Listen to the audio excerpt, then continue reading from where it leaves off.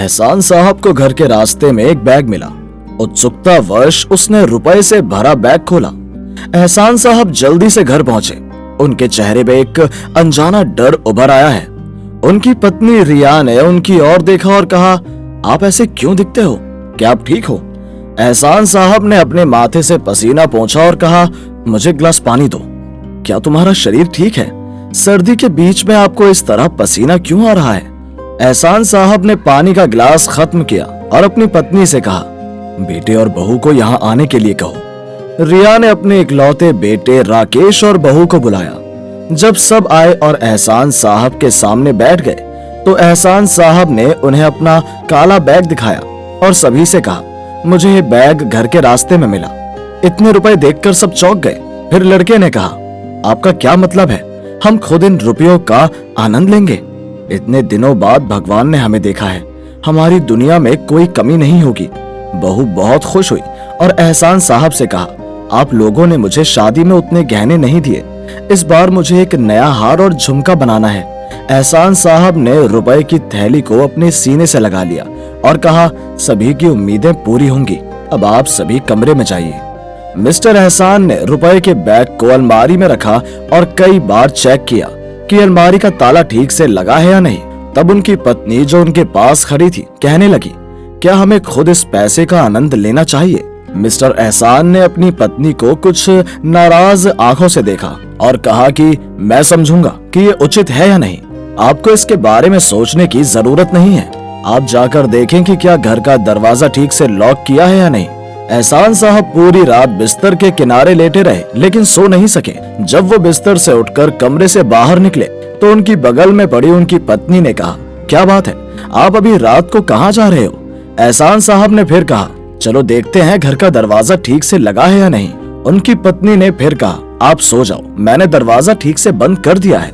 अगली सुबह एहसान साहब के बेटे की पत्नी ने एहसान साहब से कहा, पिताजी क्या आप चाय पियेंगे?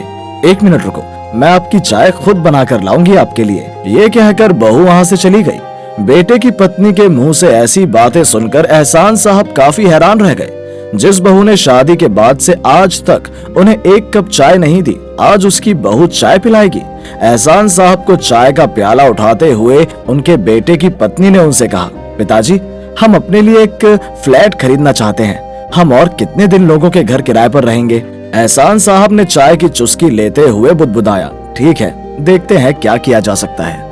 दोपहर में जब बेटा घर आया तो उसने एहसान साहब को देखा और कहा, पिताजी आपका शरीर कैसा है? क्या आप दवा ठीक से ले रहे हैं? लड़के की बातें सुनकर एहसान साहब और भी हैरान रह गए। वो लड़का जो साल भर उन्हें नहीं पूछता था अब उनसे दवाई लेने के लिए कह रहा है। एहसान साहब ने कहा, मेरा शरीर अच्छा है। लड़का फिर अपने पिता के पास बैठ गया और कहा, पिताजी मैं अपनी नौकरी छोड़कर अपना खुद का धंधा शुरू करना चाहता था। दूसरों की गुलामी करना और अच्छा नहीं लगता। आप अगर कुछ पैसे देते तो मैं बिजनेस शुरू कर पाता। एहसान साहब ने बुदबुदाया, ठीक है, मैं इसके बारे में सोच रहा हूँ। रुपया मिलने के बाद एहसान साहब ने अपने आप में बहुत सारे बदलाव देखे। पहले एहसान साहब का समय गुजरता था घर के बाहर या तो चाय की दुकान पर बैठकर या अलग अलग लोगों से बात करते हुए, और अब वो हर समय घर पर ही रहते हैं। वो हमेशा अज्ञात किसी चीज से डरते हैं। वो हमेशा सोचते हैं कि कोई आकर उनका पैसा ले लेगा। एक दिन एहसान साहब की पत्नी ने उनका हाथ थाम लिया और कहा, देखो हमने अपने अधिकांश जीवन बिताया है। कुछ दिनों के बाद आप और मैं इस दुनिया में नहीं होंगे, लेकिन हमारे पापों का पैसा इस दुनिया में रहेगा। ये रुपया परलोक में हमारे साथ नहीं होगा। तुम वो पैसे लौटा दो। दुनिया की मोह माया के लिए अपने पाप का पलड़ा भारी मत करो। पत्नी की बात सुनकर एहसान साहब ने कुछ नहीं बोला, पर शब्द बहुत गहरे लगे। अगले दिन एहसान साहब बहुत खुशी से घर में दाखिल हुए। ड्राइंग रूम में बैठे उनके बेटे ने कहा, पिताजी आज आप इतना खुश महसूस कर रहे हैं। एहसान साहब ने राहत की सांस ली और मुस्कुराते हुए कहा, आज छाती से एक बहुत बड़ा पत्थर उतार दिया है। एहसान साहब ने हंसते हुए कहा, जिसका रुपया था मैंने उसे वापस दे दिया। इस रुपए की वजह से मुझे नींद नहीं आई ठीक से। मैं हर समय डर से बेचैन था, लेकिन आज से ऐसा दोबारा नहीं होगा। एहसान साहब की बात सुनकर उनका बेटा गुस्से से चिल्लाया, ये आपने क्या किया? आपने रुपया वापस कर दिया। क्या आप जानते हैं कि मैंने इस रुपए के बारे में कितने सपने देखे थे? हमारे पास एक घर और एक कार होगी और आप सब कुछ खत्म करके आ गए। वो बेटे की ओर देखकर कहते हैं, तुम दूसरे लोगों के पैसे के लिए लालची क्यों हो?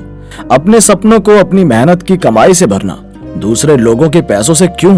लड़का तब और अधिक क्रोधित हो गया और कहा, आप ये सब ज्ञान की बातें मत कीजिए। पूरी जिंदगी गरीबी में बड़ा किया है, आज किस्मत ने साथ दिया तो आपने इसे बर्बाद कर दिया। एक बात अपने कान में खोलकर सुन लीजिए, क्योंकि आपने मेरे और मेरी पत्नी के बारे में नहीं सोचा है, मैं भी आपके बारे में नहीं सोच सकता। घर से अभी बाहर निकल जाओ।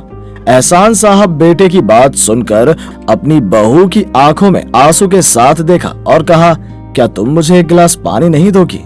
मेरी छाती में बहुत दर्द हो रहा है, मैं पानी पीकर घर छोड़कर चला जाऊंगा।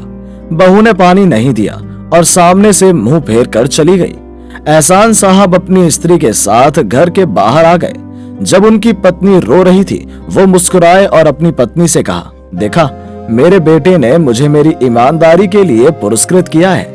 उनकी पत्नी ने अपनी आंखें पोंछी और कहा, भले ही तुम्हें दुनिया में कोई इनाम ना मिले, लेकिन स्वर्ग में जरूर मिलेगा।